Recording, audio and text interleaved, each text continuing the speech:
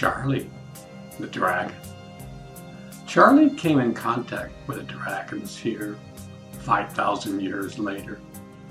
Much to say, our simple cave transformed quite dramatically in 5,000 years. Our simple cave was a vast underground city where around 2 million people were living here. It was a golden age of man and dragons.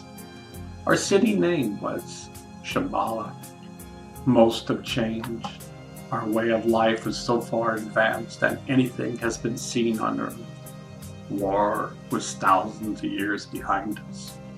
It was a fate, memory, and time. Charlie was an incredible dragon trader. He had hundreds of dragons moving exotic fruits all around the world. He studied for years with a master dragon teacher who taught him how to meditate and be one with the universe. Both little Ricky and little Johnny became friends immediately as they met. Charlie came from South America, from the land of Peru. Both of them were on the same wavelength in life. They shared a common bond which could never be broken. Charlie was trading the following fruits: chirimoya, mangoes, pitahaya, dragon fruit, guava, and papaya. Both little Johnny and little Ricky never tasted anything so delicious. It became an instant hit in Shambhala. Everyone was talking about it. Charlie and the twin dragons loved to fly together and meditate. Charlie knew how to fly like he was on a super roller coaster. He knew how to use G-forces to do incredible maneuvers like upside-down loops you see in roller coasters today. He had a Latin flair to him.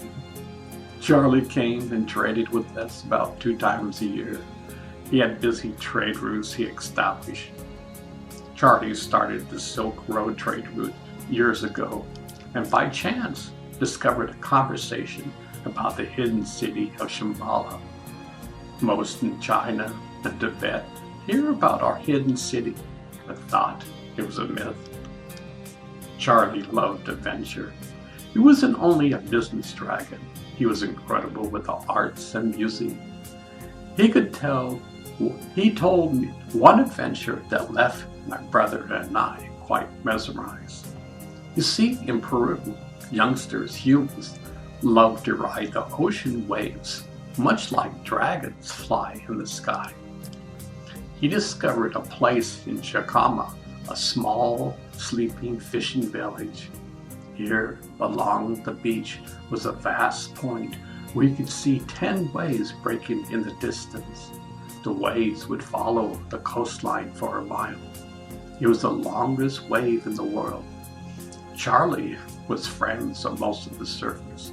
They were the farmers that grew the exotic fruit. The surfers taught Charlie how to body surf. On huge days, Charlie would swoop down from the sky and gather so much speed he could easily catch any wave. He invented the modern-day jet skiing years ahead of his time. Charlie would ride this wave for miles, laughing and giggling the entire time. All the surfers would clap their hands in delight. Charlie brought little Ricky and little Johnny to Chacama. Remember, they were both around 5,000 years old, but they were young at heart. Little Ricky and little Johnny spent the entire day catching one wave after another. They would always say, "Just one more, and we'll call it quits for the day." The surfers provided a feast in honor of the twins coming to their country. Now little Ricky loves to try anything that was different. The surfers provided a feast that dragons and man are still talking about today. Little Ricky still remembers it. Charlie introduced the twins to the hidden dragon community. The dragons and man never fought with each other. They became friends from the beginning of time. Both of their cultures totally respected Mother Earth Gaia. At that time, both man and dragons would hold sacred ceremonies, prayers, and meditate together. They realized the connection between the earth and stars.